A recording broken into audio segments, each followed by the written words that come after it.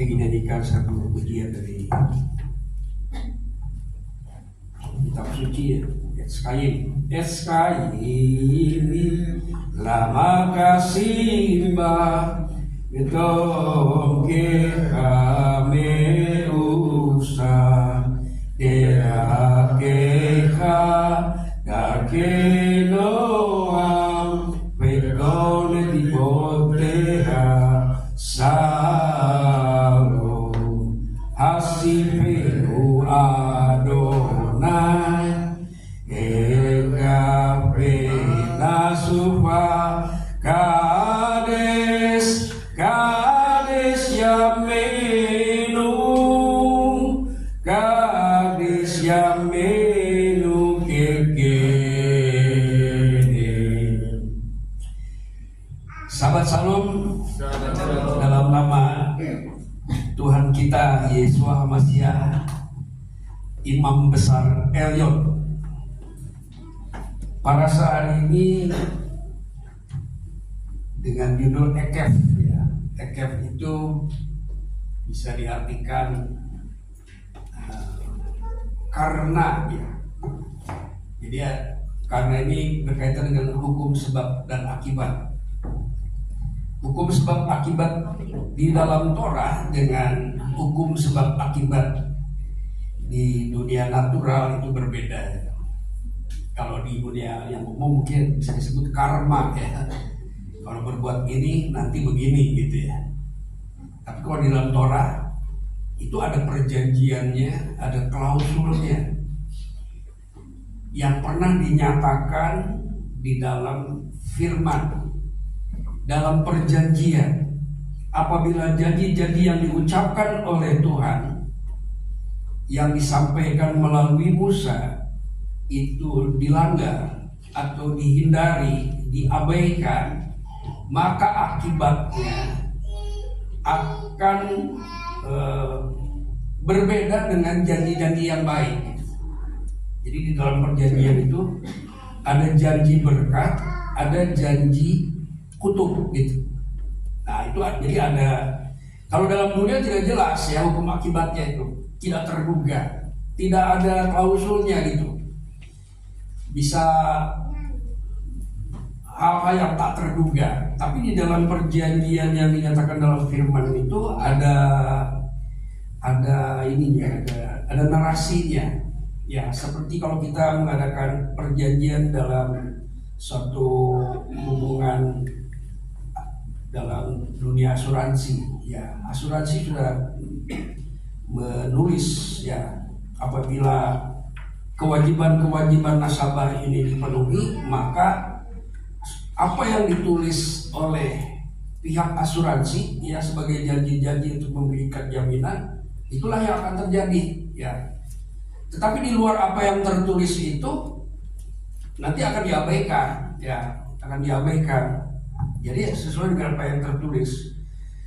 Nah, jadi berkat-berkat itu ditulis dan diucapkan, dan ada tempat untuk mengucapkan berkat itu. Ada Yakub ya, perwakilannya yang di Gunung Gerizim juga separuhnya gitu. Dan orang-orang yang mengucapkan kutuk itu orang-orang tertentu. Orang-orang yang mengucapkan berkat juga orang-orang tertentu. Bahkan ada orang-orang yang tadinya memiliki hak untuk mengucapkan berkat, karena melanggar kebenaran, maka Tuhan tempatkan di Gunung Ebal. Seperti Ruben. Ruben itu anak sulung, mempunyai hak yang lebih dari saudara-saudaranya, memiliki keistimewaan. Tapi karena dia melakukan satu pelanggaran, yang melakukan amoral, dan berkat juga akan diucapkan oleh orang-orang yang memiliki otoritas tertentu. Nah, itu dipisahkan ya. Kita bisa lihat ceritanya itu di dalam kitab suci. Kita lihat teks Keluaran pasal Ulangan pasal 7 ya. Jadi ada dua hal ya yang ada dalam perjanjian itu, berkat dan kutuk. Kalau ditampilkan teks di Bilangan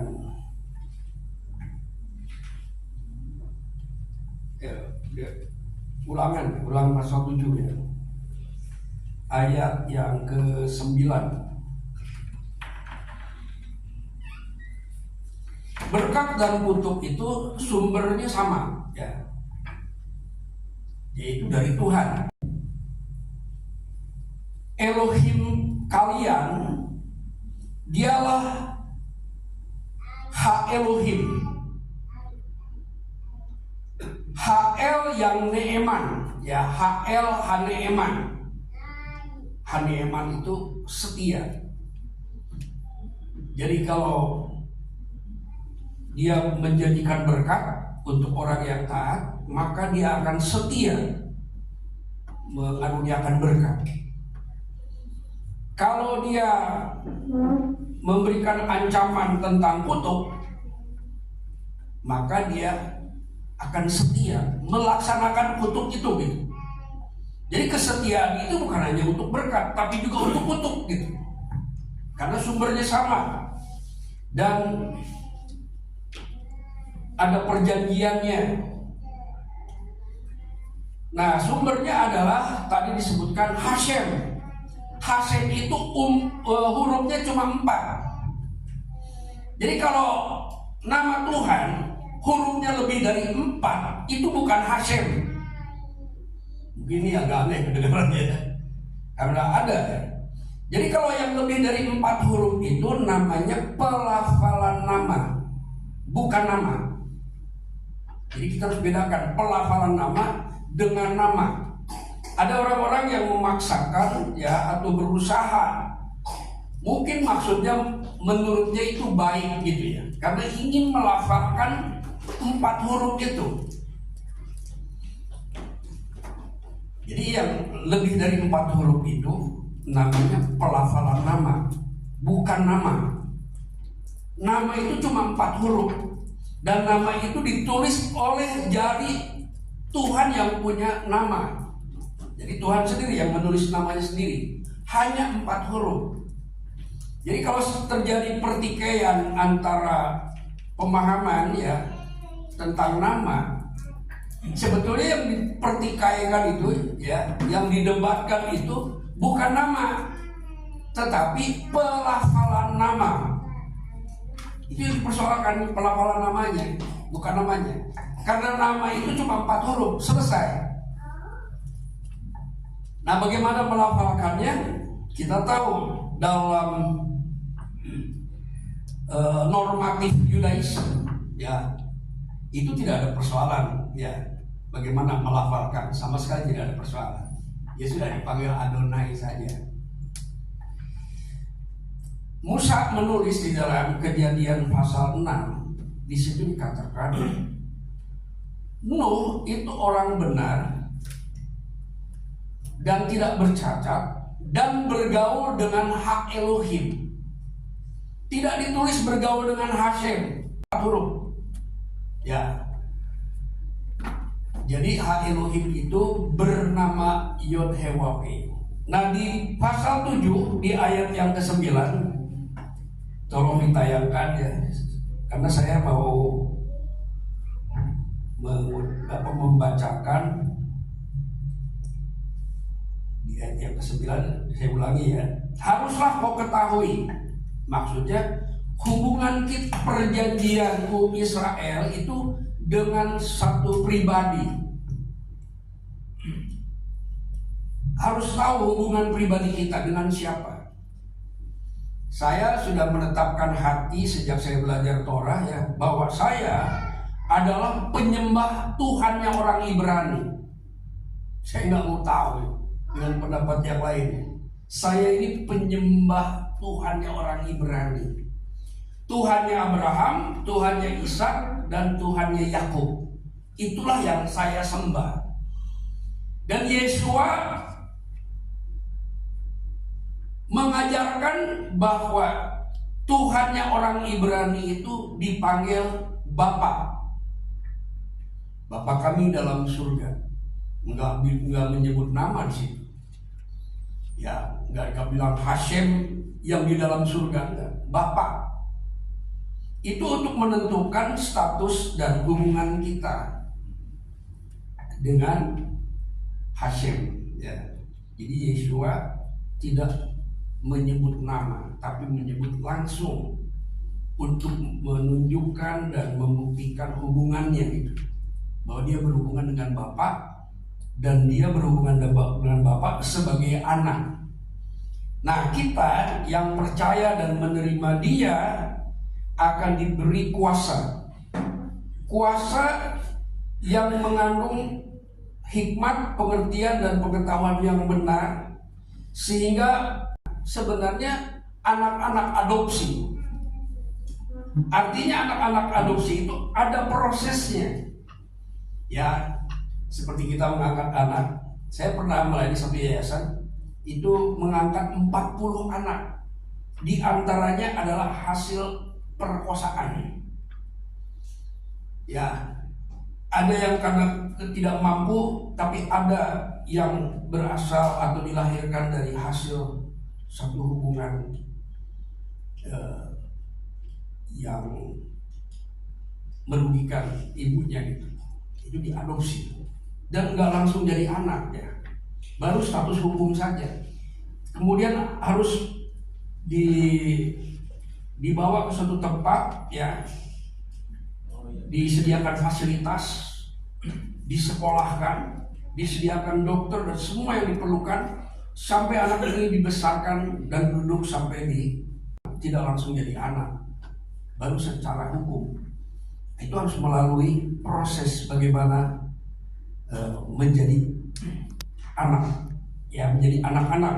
Nah, jadi Bapa itu adalah Ha Elohim, Yeshua itu Ben Ha Elohim, dan kita ini Benei Ha Elohim.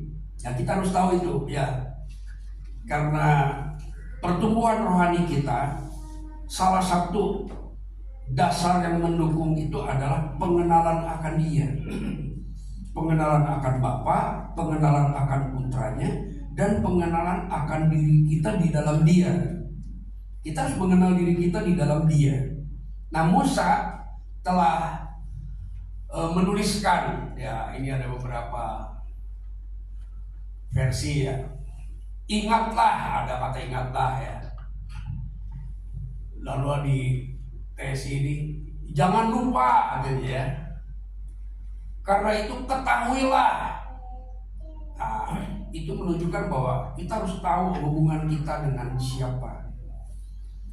Nuh pada waktu itu jelas hubungannya itu dengan Ha Elohim, dengan Bapa, ya.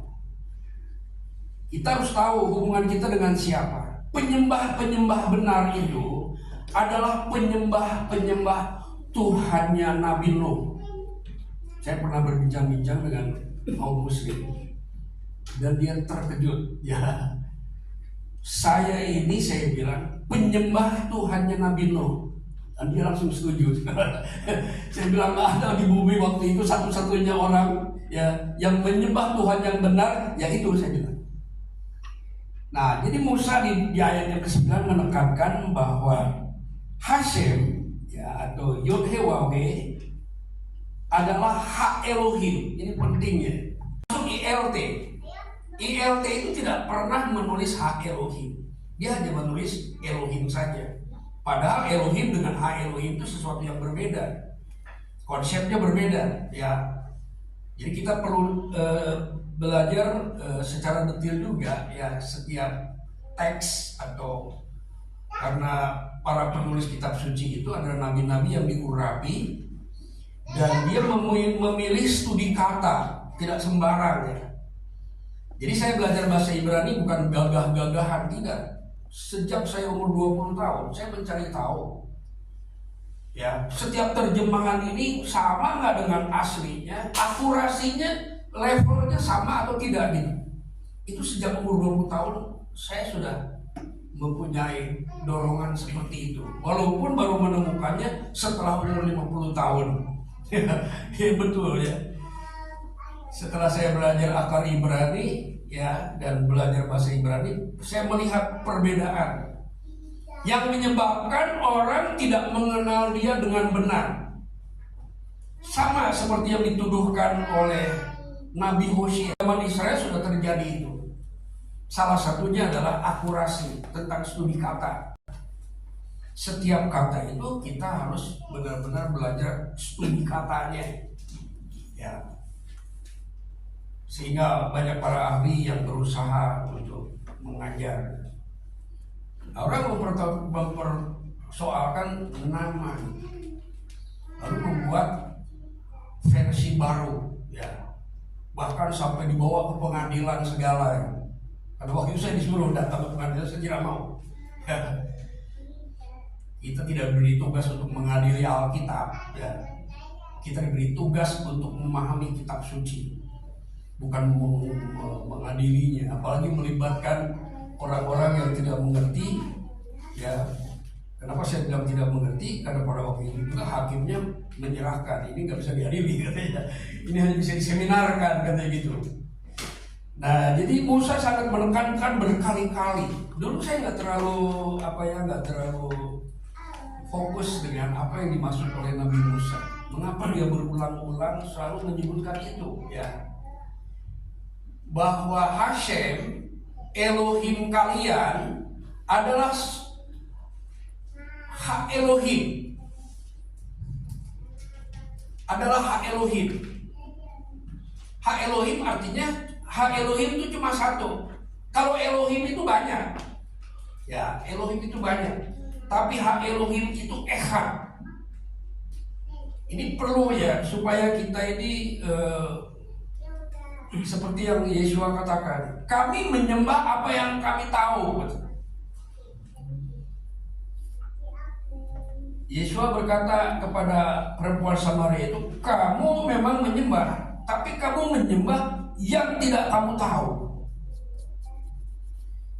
Kalau terjemahan kita kan disebutnya, kami menyembah apa yang kami kenal. Kalau kita lihat bahasa Ibrani, kami menyembah apa yang kami tahu. Tahu dari mana? Tahu dari kitab suci. Tahu dari para nabi.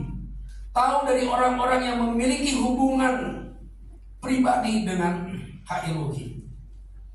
Musa mendapatkan pengetahuan itu bukan dari mbah Google, bukan dari YouTube, bukan. Dia benar-benar Bapak, ya, hak Elohim Avinu itu menyatakan tentang dirinya. Nah, di dalam parasha ini Musa memberikan kesaksian tentang Bapa, ya, dari apa yang dinyatakan kepada dirinya dengan satu pengurapan yang khusus, yang berbeda dari pemimpin-pemimpin Israel yang lain. Saya pernah bertanya, ya, langsung kepada Rabi Ishak Sapira. Rabi, saya bilang, semua pemimpin Israel itu diurapi. Mengapa Musa berbeda, saya bilang? Ya, tidak seperti pemimpin yang lain. Apakah Musa diurapi? Yesua diurapi dengan roh dan kuasa. Daud diurapi dengan minyak. Harun diurapi dengan minyak. Tapi Musa diurapi dengan apa? Lalu Rabi Ishak Sapira memberikan kode sama saya. Kalau kamu ingin tahu, kamu baca ayat-ayat ini, katanya gitu, ya. Nah, jadi Musa dalam menerima itu di bawah satu pengurapan yang khusus. Ketika dia menulis juga dalam pengurapan yang khusus. Ketika dia memilih kata, ya, karena ada kata-kata di dalam kitab suci itu yang unik, ya, yang harus diperdalam sehingga kita bisa memahami rahasia yang terdalam dari kata yang dipilih oleh Musa dan oleh nabi-nabi yang lain. Bahkan sampai kepada huruf-hurufnya, ya. Kadang-kadang ada nabi yang sengaja melanggar akidah penulisan. Misalkan huruf mem itu biasanya ditaruh, bukan biasa, selalu ditaruh di belakang, ya, mem sofit. Tapi Nabi Yeremia, Yesaya ini menaruhnya di depan. Sepertinya dia melanggar. Ternyata dari tindakannya itu menunjukkan bahwa dia memberikan pesan khusus dari satu huruf itu. Itu ada Yesaya 9 mungkin ya, kira-kira di situ. Nah, jadi setiap kata kita perlu mempelajari, karena bukan kebetulan Nabi itu menulis atau memilih kata itu untuk menyampaikan maksud Tuhan. Jadi pertama, hubungan kita harus benar-benar tahu, karena kita ini bukan menerima ajaran universalisme, tidak ya. Kita menerima Torah dari satu-satunya Elohim yang benar, yang setia, dan menyatakan perjanjian dalam bentuk kata-kata dan dokumen, sehingga kita bisa mengharapkan atau kasarnya mengklaim berdasarkan dokumen itu gitu. Kita bisa mengharapkan dari apa yang diucapkan atau ditulis melalui nabinya. Jadi Elohim yang setia ini adalah Elohim yang siap untuk memberikan kutuk juga gitu, kepada orang-orang yang membenci Dia dan melanggar firman-Nya. Itu jelas ketika Nabi Daniel berdoa untuk kebaikan seluruh Israel. Karena yang ada di Babilonia itu hanya Yahudi, bukan Israel ya. Jadi Israel Yahudi, Israel Selatan. Sementara Israel yang lain hilang dan terserak ke seluruh bumi. Daniel berdoa untuk seluruhnya, yang ada di Babilonia maupun yang ada tersebar di seluruh dunia waktu itu. Lalu dia katakan ya di Daniel 9 ayat 11, Israel telah melanggar Torah-Mu, sehingga Engkau telah mencurahkan kutuk. Ya. Jadi kutuk itu dicurahkan dari Elohim yang sama. Nah, kutuknya seperti apa? Itu ada tertulis di dalam Torah. Di dalam Torah tertulis itu kutuk. Ya, jadi yang disebut Elohim atau HL Haneeman itu adalah Elohim yang setia. Setia dalam memberkati, tapi setia juga untuk memberikan konsekuensi dalam bentuk kutuk bagi orang-orang yang melanggar perjanjian dengan Dia. Jadi penyembahan kita kepada Elohim itu adalah penyembahan berdasarkan perjanjian, berdasarkan firman. Jadi kalau kita menemukan hal-hal yang tidak kita harapkan dalam hidup kita, kita harus tanya, ya barangkali kita melanggar. Saya puluhan tahun melayani di suatu gereja, dari mulai persekutuan doa di daerah yang tidak ada gereja. Saya bangun pelan-pelan dan saya mulai melayani jemaat. Sampai tahap tertentu, setelah melewati lebih dari 20 tahun, saya baru menyadari ternyata pelayanan saya banyak melakukan pelanggaran yang saya anggap itu baik gitu, padahal pelanggaran.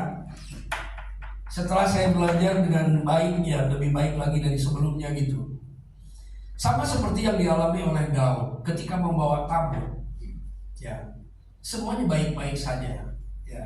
Tabutnya dinaikin di atas kereta, lalu mereka menari-nari, lalu mereka membersihkan persembahan kurban yang banyak, lalu mereka mengucapkan kalimat-kalimat yang memuliakan Tuhan. Semuanya prosesi penyembahannya itu bagus, dan tidak ada keadaan-keadaan yang merugikan. Tapi di suatu waktu sapi-sapi itu tergelincir, mungkin menabrak batu atau apa. Jadi tabut Tuhan tuh mau terguling. Ada beberapa penari yang menari-nari di sekitar tabut itu, dan salah satunya adalah Usa. Usa menari-nari dengan sukacita menyembah Tuhan. Ketika tabut itu miring, dia mencoba untuk menahan tabut itu supaya tidak jatuh, dan Usa dibunuh oleh Tuhan. Lalu Daud mulai memikirkan kenapa itu bisa terjadi. Kenapa penyembahan kami yang begitu mulia itu berujung maut, berujung kecelakaan? Daud marah dan bingung bagaimana caranya. Lalu Daud memanggil imam-imam, orang yang mengerti firman, orang yang mengerti bagaimana menjalankan penyembahan yang baik. Itu para imam diajar. Daud panggil, ini gara-gara kalian. Kemarin gak ada. Gara-gara kalian, Usa yang baik hati, pemuji Tuhan itu mati, kena tulah, bisa dikatakan disambar dan mati. Itu ketika sedang menyembah. Nah, ternyata imam-imam memberitahu, ya, atau mungkin Daud juga tahu sebenarnya, tapi waktu itu diabaikan. Pengetahuan itu dianggap gak terlalu penting, bahwa tabut itu dibawanya harus dipikul oleh imam, bukan dinaikkan di atas kereta. Artinya Daud dan semuanya melanggar Torah. Dia menyembah Tuhan sambil melanggar Torah. Yang lebih ekstrim lagi, orang-orang yang hidup dalam kasih karunia sambil melanggar Torah. Nah, jadi kesalahan dan kurang pemahaman terhadap atau mengabaikannya. Dia paham, ya, tapi dianggap nggak terlalu penting gitu. Lalu diabaikanlah firman itu. Akhirnya tabut itu bisa dibawa ke Yerusalem dengan tata cara yang diatur dalam Torah. Nah, hidup kita juga bisa mengalami seperti itu. Ada hal-hal yang bersifat pelanggaran. Tahun 85 kami mengikuti satu pelayanan, namanya pelayanan Deliverance Ministry. Wah, keren namanya ya.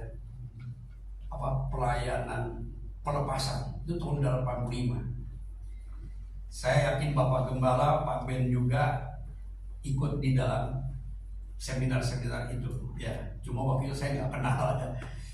Dan pendetanya pakai kippah, tapi bukan orang Yahudi, ya.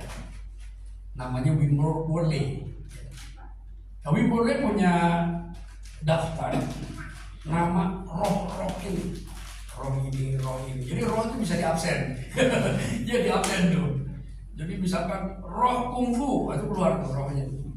Jadi ada orang begini-begini tuh di tengah-tengah jemaat ngeluarin jurus-jurus tuh. Lalu ada roh tari Bali, ada nari-nari, macam-macam. Jadi di inventarisir itu jenis-jenis roh itu.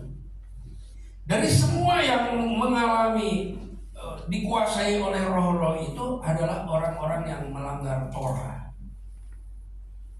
Di tahun 85 saya sudah dengar itu. Pelanggaran terhadap Torah itu mendatangkan kutuk, ya.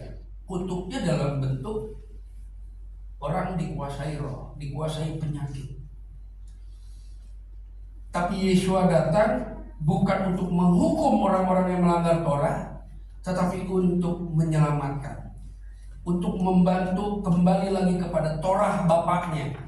Jadi tujuan Yeshua menyelamatkan itu adalah untuk membawa kembali semua orang kembali kepada Torah Bapaknya. Rupanya ada pengajaran-pengajaran atau ada Torah yang dilakukan secara menyimpang karena mengikuti pendapat-pendapat dari pihak-pihak yang tidak mengerti Torah.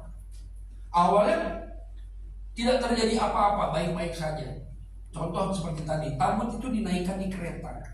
Siapa yang mempunyai ide menaikkan tabut ke kereta itu adalah petenung-petenung orang Filistin, bukan Torah, ya. Jadi Daud mengikuti kebiasaan orang Filistin. Orang Filistin memiliki standar pengetahuan untuk menghormati Tuhan itu menaikkan tabut di atas kereta. Itu standar dia. Tetapi Elohim menghendaki supaya tabut itu dipikul oleh para imam. Itu beda. Ketika ide itu diikuti ya, atau petunjuk itu diikuti oleh orang Israel, yang terkena hukuman siapa? Ya orang Israel yang lebih tahu tentang Torah gitu. Ya, yang lebih tahu tentang Torah. Dia mengalami akibatnya. Kenapa? Karena Israel tahu, sudah dikasih tahu kutuk itu. Nah, itulah salah satu bentuk kesetiaan Tuhan. Tetapi Tuhan itu punya rahmat yang sangat besar. Ketika manusia mengalami kegagalan melakukan Torahnya, Elohim tidak berdiam diri lalu menunggu akibat yang terjadi kepada orang-orang yang melanggar Torah. Tidak ya, tapi memberikan jalan keluar. Pertama, memberikan teguran, memberikan nasihat, mengutus orang-orang untuk memberikan nasihat dan teguran, untuk mengembalikan kepada Torahnya lagi. Jadi Elohim yang setia itu bukan hanya memberi berkat saja, tetapi juga memberi teguran, ya, memberikan tuntunan, ya, mengutus orang-orang yang kompeten untuk menuntun orang, ya, mengutus nabi-nabi, mengutus Elia, ya, dan nabi-nabi yang lain.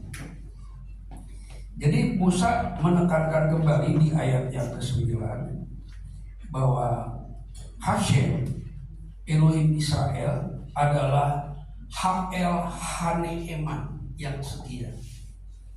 Setia dengan perjanjian, tetapi juga setia dengan kasih karunia.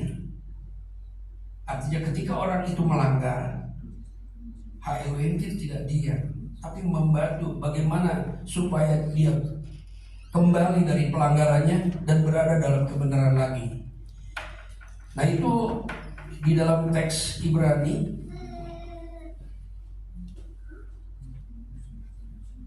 Nah, di sini dikatakan di ayat yang ke-9 lagi ya, Ha'el Haneeman, ya, yang memegang perjanjian dan kasih setianya. Jadi bukan hanya perjanjian yang diurusin, tetapi kasih setianya juga bekerja. Jadi ada dua, ya, ada Torah dan ada kasih karunia. Sedangkan ada orang-orang yang mau memisahkan kasih karunia dan Torah gitu, lalu dibentur-benturkan kasih karunia dan Torah. Itu karena nggak ngerti. Nah, di ayat 9 ini, ya, Ha'el Haneeman itu katanya yang memegang perjanjian dan kesed. Nah, kesed diterjemahkan kasih setia. Tapi kalau di perjanjian baru, kesed itu diterjemahkan kasih karunia gitu. Ya. Saya nggak bisa menyalahkan para penerjemah ya, tapi kita harus mendalami, ya, mencari. Jadi Hashem itu memegang bukan hanya perjanjian, tetapi kasih setia, kasih karunia. Nah, kasih karunia inilah yang memberdayakan. Nanti kita lihat bagaimana kasih karunia itu bekerja ya. Dan selanjutnya ada. Dan tujuan-tujuan dari ini adalah di pasal 11 ayat 1 ya. Haruslah engkau mengasihi Hashem, Elohim kalian, ya, dan melakukan dengan setia kewajibanmu terhadap Dia dengan senantiasa berpegang kepada segala ketetapannya, peraturannya, dan perintahnya. Dalam bahasa Ibrani disebut kukeiha,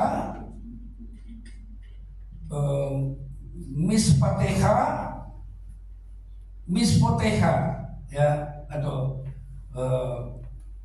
berpegang pada kukim, ya, kepada mispatim dan kepada mispot.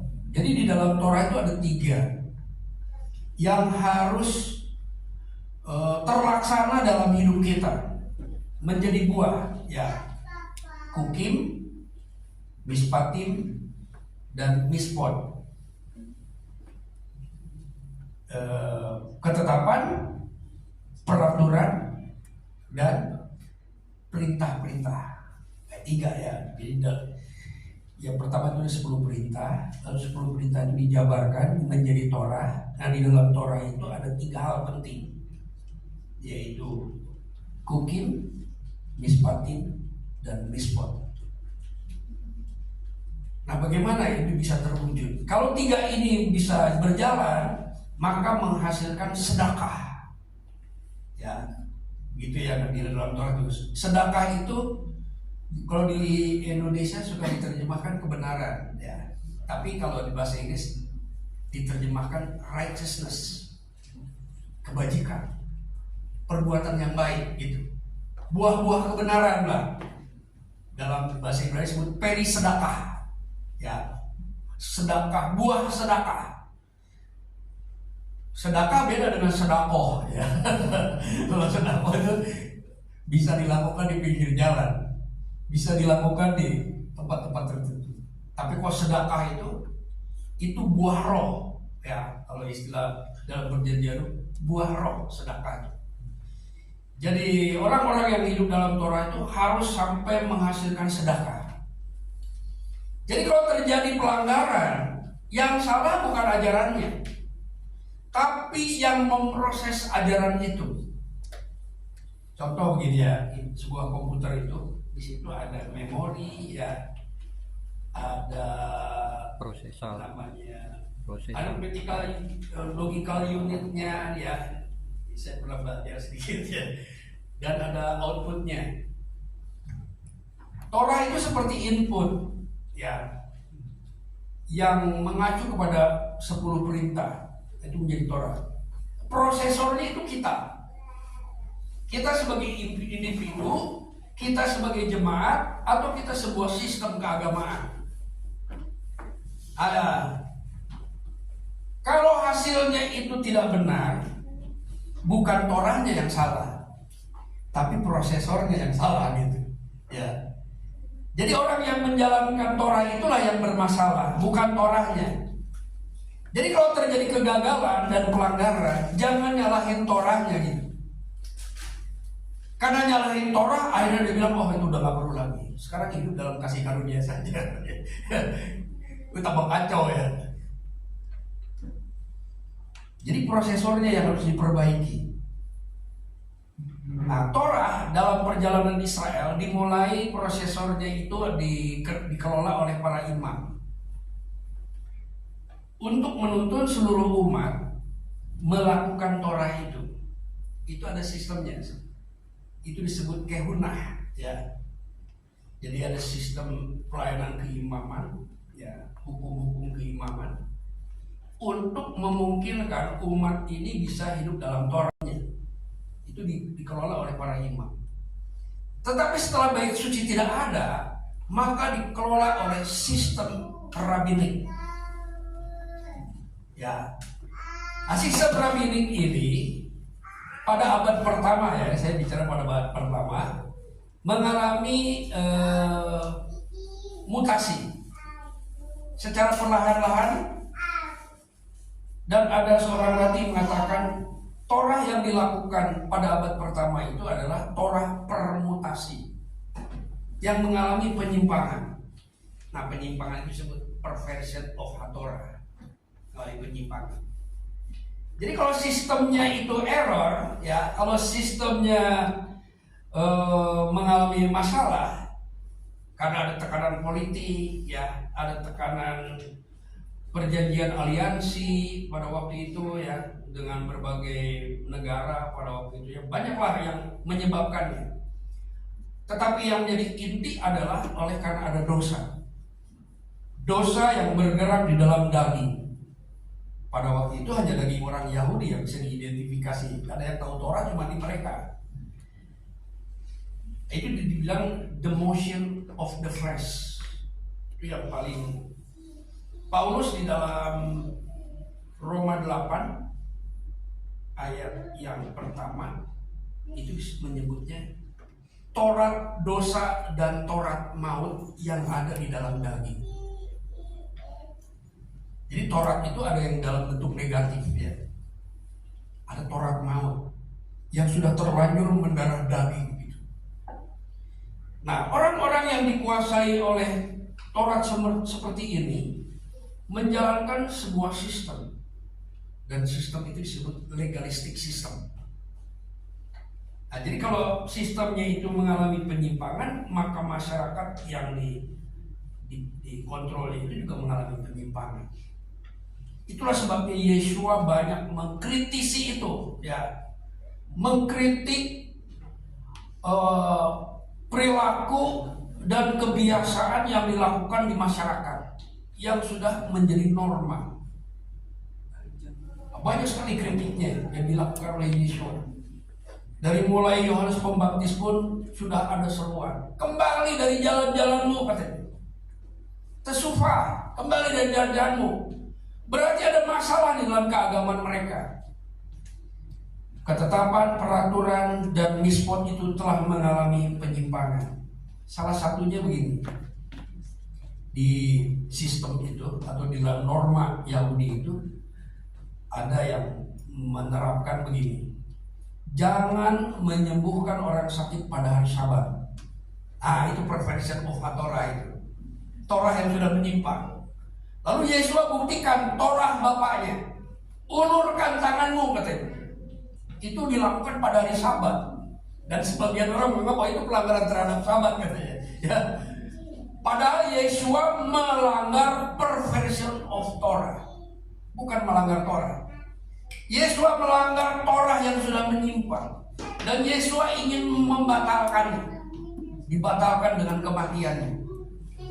Kematian Yeshua bukan membatalkan Torah, tapi membatalkan perversion of Torah. Nah, itu perlu tahu ya, keadaan pada abad pertama. Kalau sekarang saya sebenarnya kurang tahu ya bagaimana keadaan di Yudaisme. Tapi apa yang diceritakan di dalam kitab suci itu saya bisa melihat bahwa yang dikritisi oleh Yeshua bukan Torah, yang dikritisi itu adalah penyimpangannya. Ada lagi, kalau cuci tangan, Torah mengajarkan untuk membasuh tangan, tapi mereka tambah, kalau mau cuci tangan harus sampai di sini, katanya. Kalau nggak sampai sini, apapun yang kalian makan jadi najis, katanya gitu. Yeshua jengkel. Ternyata Tuhan kita suka jengkel juga ya. Jengkel melihat Torah yang sudah dirombak, Torah yang sudah ditambah-tambahi. Akhirnya Yeshua mengeluarkan statement yang kelihatannya melanggar Torah gitu kan. Apa yang masuk ke mulut tidak menajiskan. Maksudnya itu mulut orang Yahudi, bukan mulut seluruh dunia ya. Apa yang masuk ke mulut orang Yahudi tidak ada yang menajiskan. Kenapa? Karena orang Yahudi sudah diajar tentang kosher, tidak ada yang menajiskan. Itu karena kesal melihat Torah yang sudah ditambah-tambah, yang sudah menyimpang dari maksud yang sebenarnya gitu. Nah, di dalam parasa ini ya, Musa memperkuat, mendorong umat itu untuk benar-benar mempelajari Torah, ya, melakukannya dengan setia, untuk mengasihi Elohim yang setia, Ha'el Hane'eman itu. Nah, jadi penyimpangan itu dianggap sebagai ketidaksetiaan. Lalu bagaimana jawabannya? Nah, Elohim atau Hashem pernah mengadakan janji. Janji kepada orang Yahudi, bukan janji kepada Israel. Saya kalau membaca Alkitab itu sudah banyak belajar. Ini ayat ini ditujukan kepada Yahudi, apa ditujukan kepada Israel gitu. Ketika Nabi itu berbicara, kita bisa lihat di Yeskiel 36 ya. Saya lupa ayat berapa, tapi tadi saya screenshot.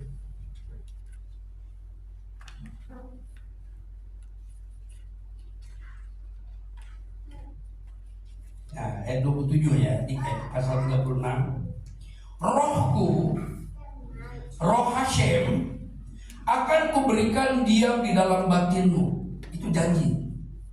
Itu disebutnya ruah hahaftaka. Saya ini banyak mengeluarkan bahasa Ibrani, bukan mau sok-sokan enggak ya. Supaya kita tahu ya bahwa yang mengontrol masyarakat, bahkan imam-imam pun tidak dikontrol oleh roh. Dari mana saya tahu? Kita harus belajar dari mulai Makabe, kitab Makabe itu. Di situ saya lihat bagaimana roh itu tidak mengontrol lagi para imam sampai pada abad pertama. Itu kira-kira 300 tahun. Imam-imam tidak dikontrol oleh roh. Kenapa? Karena Yeskiel ini pelayanan pada masa orang Yahudi, ketika orang-orang Israel Utara sudah hilang. Jadi yang masih eksis itu orang Yahudi di Babilonia. Dan Yeskiel mengucapkan janji itu ke hadapan orang-orang Yahudi. Janji itu baru dinyatakan, diwujudkan. Itu bukti kesetiaan hak Elohim, ya. Bukti kesetiaan hak Elhane Eman itu hak Elohim mencurahkan rohnya. Pertama meliputi mereka, ya, ada istilah dibaptis dengan Roh Kudus. Sebaiknya itu diterjemahkan dicelupkan dalam Roh Kudus. Karena baptis itu artinya celup. Jadi kalau di rumah kita suka pakai teh celup. Itu teh baptis namanya. Ya. Jadi dicelupkan dalam Roh Kudus. Sampai roh itu bukan hanya melingkupi orang itu, tapi masuk ke dalam rohnya dan berdiam bersama dengan roh orang yang percaya kepada penebusan yang dikerjakan oleh putranya. Itu ya, jadi ruah haftakah itu seperti itu. Jadi sebelum roh itu datang, orang harus bisa percaya dulu kepada Yesua. Karena roh itu datang kalau kita bisa menerima putranya. Kenapa? Yesua pernah mengatakan, kalau roh itu datang, aku akan meminta kepada Bapa, katanya. Jadi Ben Ha Elohim itu meminta kepada Ha Elohim supaya Ha Elohim mengutus rohnya. Ada kan ayat itu di Yohanes berapa? 14, 15. Aku meminta supaya Bapa mengutus roh itu akan diutus dalam namaku, katanya. Jadi roh haftakah, ya, atau roh yang dijanjikan itu baru diberikan melalui imam besar. Yesua itu imam besar, nggak bisa melalui yang lain, ya, karena itu perantaranya. Nggak bisa Roh Kudus diberikan langsung begitu saja. Polanya ada dalam Torah, ada. Daud itu menerima pengurapan itu karena Samuel yang mengurapi. Daud nggak bisa mengurapi dirinya, nggak ada itu hukum begitu. Harus ada pihak yang benar-benar ada di dalam Torah, di dalam kebenaran yang akan menjalankan pengurapan. Begitu juga di abad pertama terjadi. Setelah Yesua menjalankan semuanya, lalu dia dibangkitkan, lalu dia naik dan duduk sebelah kanan, maka dicurahkannya, katanya. Jadi Roh HaKodes itu dicurahkan setelah imam besar itu duduk di sebelah kanannya. Itu di dalam kitab Kisah Rasul pasal 2 itu ada. Duduk di sebelah kanan, maka dicurahkanlah Roh Kudus itu. Janji kepada orang Yahudi di Yeskiel 36 itu dicurahkan. Dicurahkannya pada hari Safuot. Supaya orang jangan melupakan itu, ketetapan-ketetapan itu. Karena pencurahan Roh Kudus itu harus terjadi pada poin ketetapan, ya. Karena hari raya Pentakosta atau Sabuot itu adalah ketetapan. Disitulah dicurahkan. Pendamainya dilakukan pada hari Paskah. Roh yang dijanjikan itu dicurahkan pada hari raya juga. Dan saya yakin Yesua dilahirkan juga pada hari raya, gitu ya. Ya silakan teliti itu kapan hari raya yang mana, ya. Pasti tidak terlepas dari ketetapan, tidak terlepas dari peraturan, tidak terlepas dari perintahnya. Karena Bapa itu adalah HL Eman. Dia setia kepada perjanjiannya. Ketika dia menjalankan kasih karunia-Nya, dia tidak terlepas kepada perjanjiannya yang dinyatakan dalam Torah. Itulah sebabnya mengapa kita harus percaya kepada Yeshua dan tahu siapa yang kita percayai. Nah itu pada saat itu pada sehari itu dikaitkan dengan Matius berapa? 16 ya. Coba kita lihat di sini. Jadi sebelum roh tadi dikatakan oleh Yesus bahwa roh itu diberikan supaya melakukan ketetapan dan perintah. Artinya supaya kembali kepada Torah yang benar gitu. Nah, sebelum roh itu dicurahkan, diberikan ya atau digenapi janjinya, itu orang harus percaya dulu kepada Yeshua sebagai Mesias. Kenapa harus percaya Yesus sebagai Mesias? Mesias itu adalah gelar imam besar, bukan gelar raja. Di dalam Torah tidak ada raja, ada juga imam besar. Raja itu baru muncul setelah orang Israel kecewa terhadap keimaman, ya kan? Pada zaman Samuel, imam-imam teror, lalu dipegang oleh Samuel, dikelola oleh Samuel. Orang Israel bilang, kami tidak mau dipimpin oleh imam besar, kami ingin dipimpin oleh raja. Sebetulnya Tuhan kecewa, ya, tapi nggak apa-apa lah, biar dia tahu bahwa permintaan itu jahat. Tuhan bilang, angkat aja Samuel. Ternyata Samuel melanggar Torah, gitu ya. Dia menerima pengurapan tapi melanggar Torah. Lalu Tuhan bilang, sekarang saya yang pilih, kalian salah pilih. Ya kan gitu ya. Kalian salah pilih, sekarang saya yang pilih. Saya pilih Daud. Daud itu anak bungsu. Tidak ada kesulungan pada anak bungsu. Kesulungan itu ada anak pertama, ya kan. Daud itu anak berapa? 8. Nggak ada kesulungan. Artinya apa? Kesulungannya langsung berasal dari pengurapan. Diurapilah Daud, dan Daud menjalani sampai menjadi sebuah kerajaan. Ada raja, ada kerajaan, ada hak untuk memerintah, sovereignty. Tuhan karuniakan itu, ayo jalankan. Ternyata sang raja melanggar Torah. Bukan melanggar Torah, melanggar 10 perintah. Dia membunuh setelah berzina. 2 dosa yang tidak ada pendamaiannya dalam Torah. Tidak ada kurban apapun yang bisa mengampuni dosa itu. Tidak ada yang bisa mendamaikan itu. Jadi satu-satunya yang bisa mendamaikan Daud dengan Elohim apa? Daud harus sebagai raja, dia harus memohon gerasi kepada raja yang lebih tinggi. Nah, gerasi itu bahasa Yunani, bahasa Alkitabnya keset, ya, kasih karunia, gratis. Jadi Daud minta gratis, ya, pendamaian yang gratis tanpa kurban.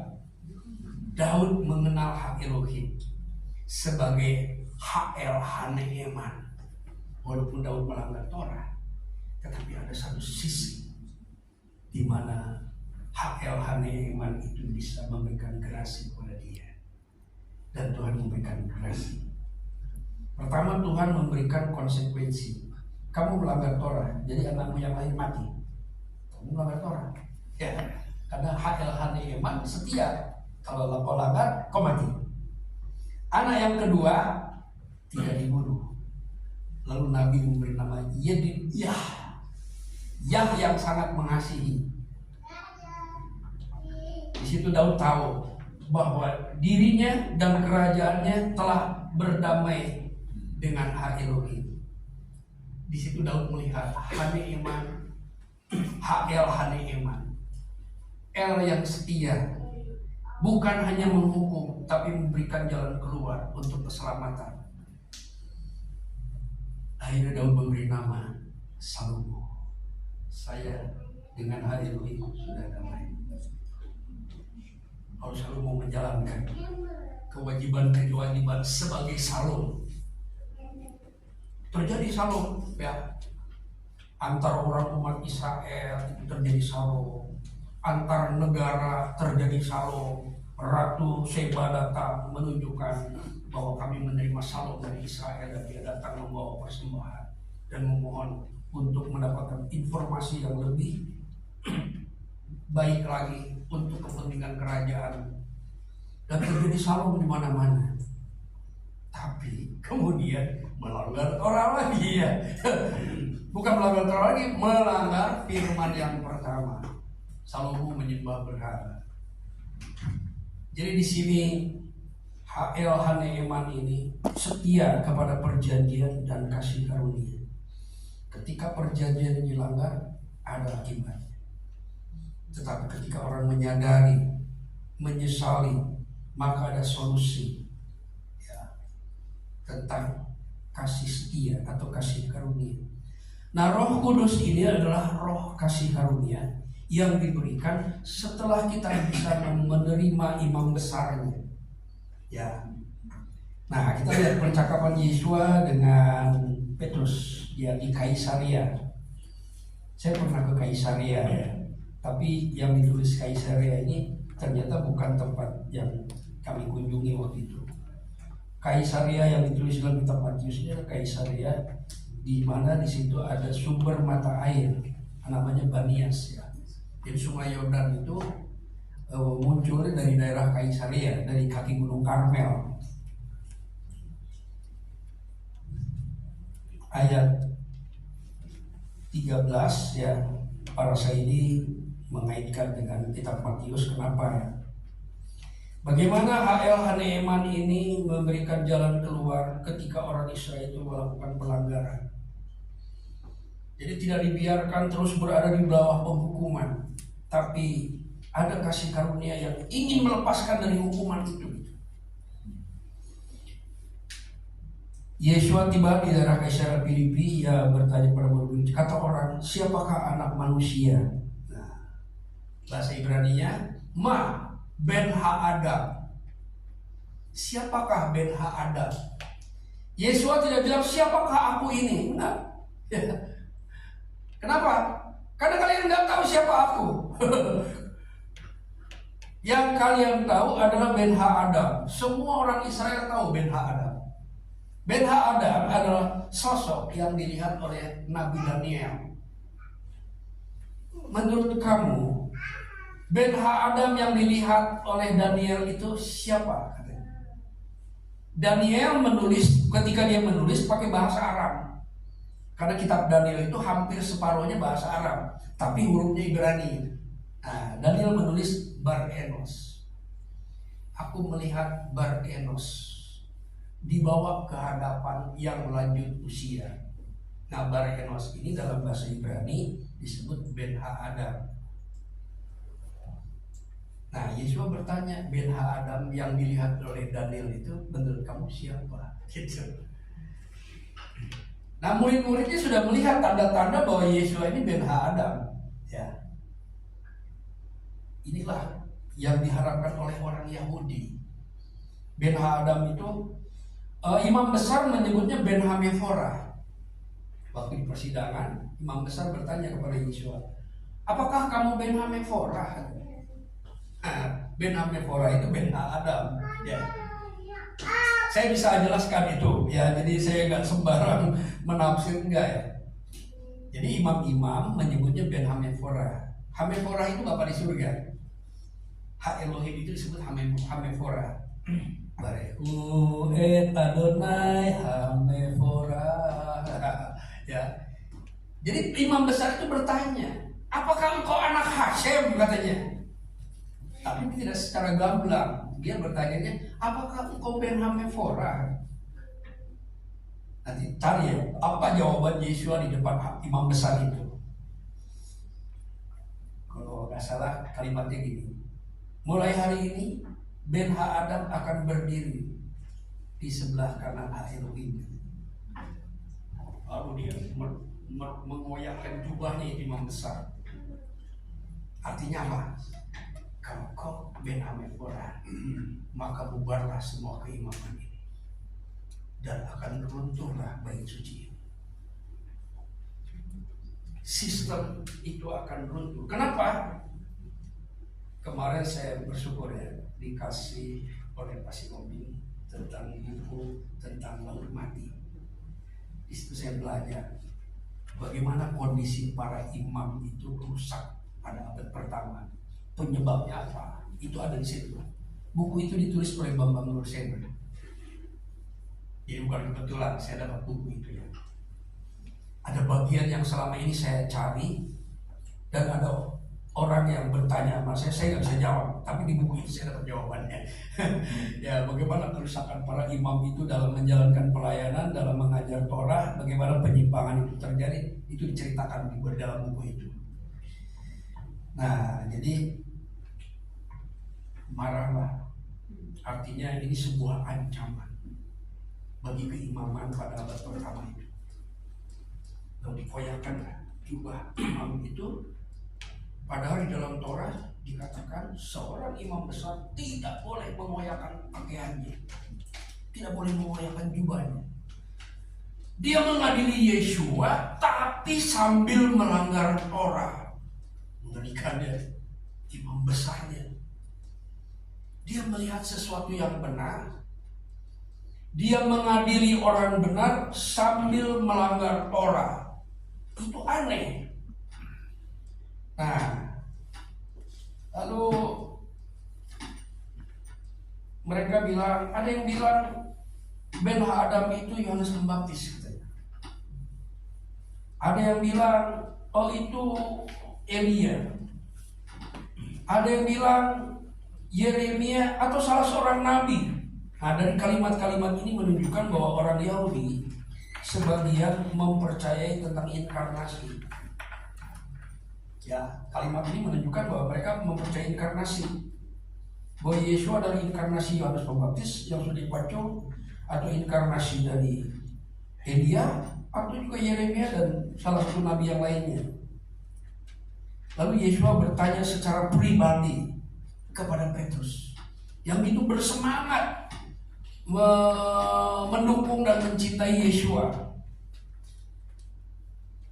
Yeshua bilang di ayat 15, tetapi apa katamu? Siapakah aku ini?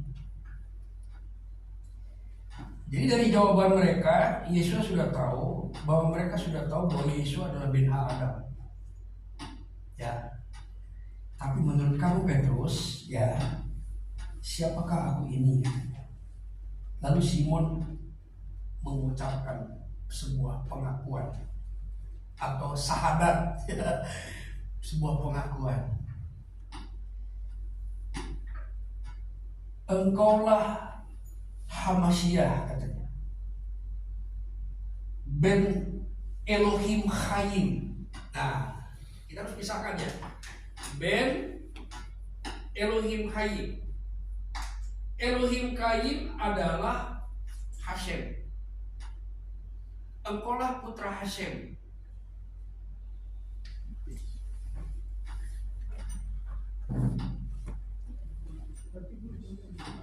Jadi kalau ada kata Elohim Chaim, itu artinya Hashem. Engkaulah Hamashiach, putra Hashem, Ben Ha Elohim. Tadi kan saya sudah bilangin bahwa Hashem itu adalah Ha Elohim, gitu ya. Dan Hashem itu adalah Elohim Chaim, Elohim yang hidup. Jadi engkau adalah Hamashiach, putra Hashem. Hanya Petrus tidak menyebutkan nama ya, tapi menyebutkan, dan ada takhta Hashem, ada dua takhta, takhta Bapa dan takhta anaknya, takhta Ha Elohim dan takhta anak domba.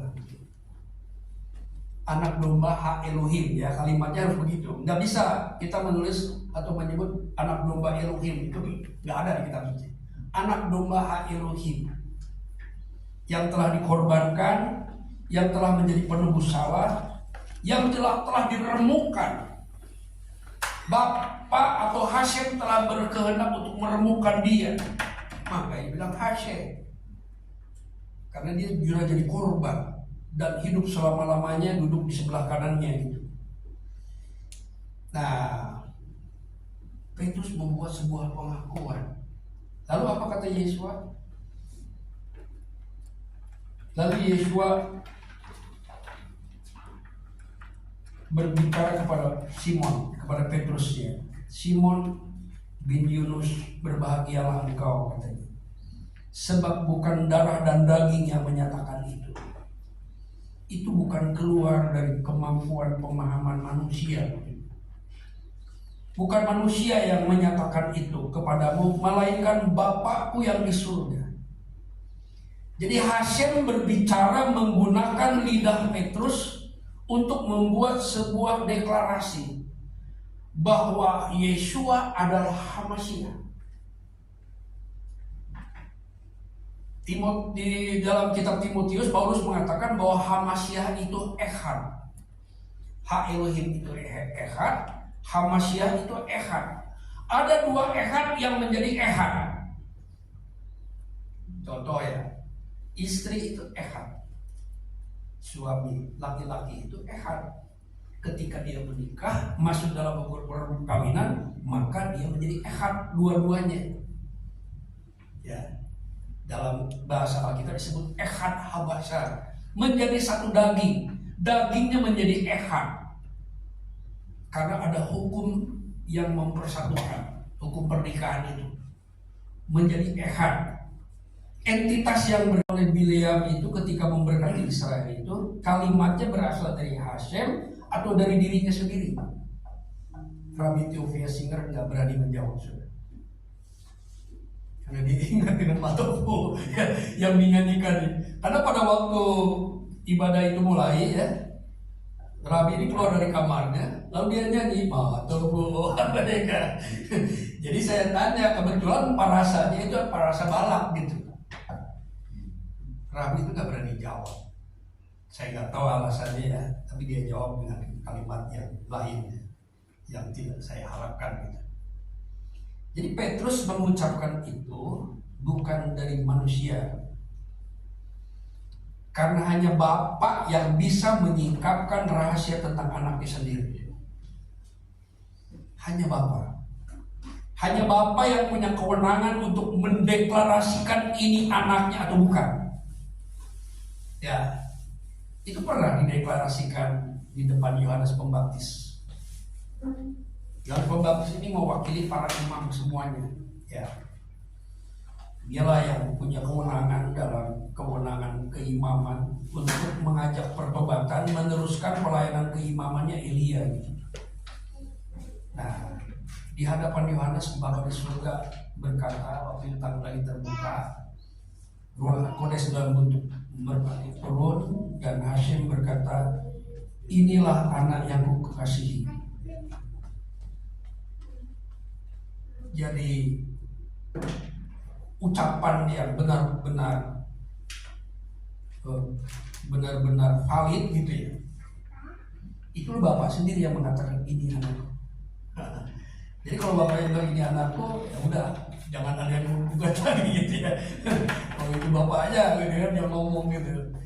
Nah, jadi Petrus juga mengucapkan itu. Jadi ada suara Roh Elohim yang memberikan hikmat, pengertian dan pengetahuan kepada Petrus sehingga Petrus mengungkapkan itu. Dan Yesus katakan itu bukan kamu yang ngomong, Bapakku yang ngomong katanya. Nah, di atas pengakuan inilah, di atas pengakuan seperti inilah aku akan mendirikan jemaatku. Petrus itu adalah namanya Simon. Simon itu artinya ilalang yang tertiup angin goyang sana goyang sini. Lalu Yesus ganti namanya, sekarang kamu Batu namanya. Ya, artinya nggak goyang. Nah, kita punya beberapa menit lagi ya, 5 menit lagi. Tapi kamu Petrus namanya. Di atas dasar pengakuan inilah aku akan dirikan jemaatku. Jadi umat Tuhan untuk menjadi jemaat itu harus punya dasar pengakuan. Orang Israel punya dasar untuk mengakui Hasyem adalah dengan mengucapkan Shema. Tetapi Yeshua ketika dia berdoa di Taman Getsemani, dia mengucapkan Shema cuma dengan bahasa sebagai anak, bukan sebagai Bnei Hatorah ya, tapi sebagai anak. Artinya lebih tinggi dari status itu. Dalam doanya bilang gini, Engkaulah satu-satunya Elohim yang benar. Artinya apa? Dekat. Adonai Echad. Cuma dalam bahasa yang lain, yang telah mengutus Yeshua HaMashiach. Di situ ada dua kalimat syahadat, mengakui Hashem sebagai satu-satunya Elohim yang benar. Yang kedua, yang telah mengutus Yeshua sang imam besar. Karena Yeshua disebut yang telah mengutus Yeshua HaMashiach. Yeshua imam besar. HaMashiach itu gelar imam besar. Jadi dalam doanya dia memulai dengan mengucapkan Shema. Cuma dalam narasi yang lebih dalam gitu. Shema itu yang pertama mengucapkan bukan Musa. Sebelum Musa ada, Shema sudah ada. Hanya yang mendokumentasikannya itu Musa. Lalu siapa yang mengucapkan Shema? Itu ke-12 anak rasul. Nanti kalau baca di Bible, di situ ada Targum, ya, ada Pesita, di situ ada. Dari mana asal usul Shema? Saya pernah ceritakan ketika Yakub mau meninggal dunia, ambil anak-anaknya, lupa semuanya, aku udah mau mati. Ya, kalau aku sudah meninggal, kamu mau menyembah siapa? Katanya. Itu pertanyaan Yakub kepada anak-anaknya. Lalu anak-anaknya menjawab, Shema Israel, Shema bapakku, Yakub, gitu. Adonai Eloheinu, Adonai Elohim kita, Adonai Elohim keluarga kita. Jadi Shema itu diucapkan oleh keluarga Yakub pertama kali, bukan oleh orang Yahudi, bukan oleh orang Israel setelah keluar dari Mesir. Ketika Yakub masih hidup, sudah ada Shema. Itulah sebabnya kenapa Yeshua pernah ketika ditanya, hukum yang terutama itu apa? Jawaban pertama apa? Shema Israel. Jadi itu sebuah pengakuan. Sebuah pengakuan di hadapan hak Elohim, di hadapan hak El Haneeman, bahwa kami memiliki hubungan dengan Elohim satu-satunya, dengan Hashem. Nah, bagi kita yang sudah percaya dan menerima Roh Kudus itu, semanya bertambah. Saya bukan mau nambahin, saya mengikuti Yeshua. Yeshua bilang apa? Engkaulah satu-satunya Elohim yang benar dan yang telah mengutus Yeshua. Itu pengakuan kepada hak Elohim dan pengakuan kepada Mesias. Itulah bedanya kita dengan Yudaism. Makanya saya sering mengingatkan saja gitu. Kita bukan orang Yudaism yang hanya mengakui Adonai Echad, tapi kita mengakui Mesias juga. Kenapa begitu? Karena di dalam Injil Yohanes, di dalam suratnya berkata begini, inilah perintahnya, supaya kita percaya kepada nama anaknya. Itu perintah. Itu perintah Adonai. Saya lupa ayatnya itu ya. Nanti baca di dalam Yohanes 1 Yohanes sekian, bahwa mempercayai Yeshua sebagai Mesias itu adalah perintah Bapaknya, perintah Hashem. Konsep inilah yang saya ingin sampaikan untuk membedakan kita dengan Yudaism. Jadi kalau orang bertanya apakah kita Yudaism, ya kita belajar dari Yudaism. Tetapi kita punya hubungan dengan Rabi di atas segala Rabi. Ya, dengan Mesiasnya gitu. Jadi itu yang saya bagikan ya. Dan selanjutnya bahwa Yesus mengatakan Allah mau tidak akan menguasainya. Artinya kamu akan menerima hidup yang kekal. Diberkatilah Ha Elohim Avinu, Avi Adonenu Yeshua HaMashiach, yang telah memberikan hikmat, pengertian dan pengetahuan di dalam ruah Ha Elohim, roh yang baik, roh kebenaran yang menuntun kami kepada seluruh kebenaran. Besem Yeshua HaMashiach Adonenu Adonai Shabbat. Amin.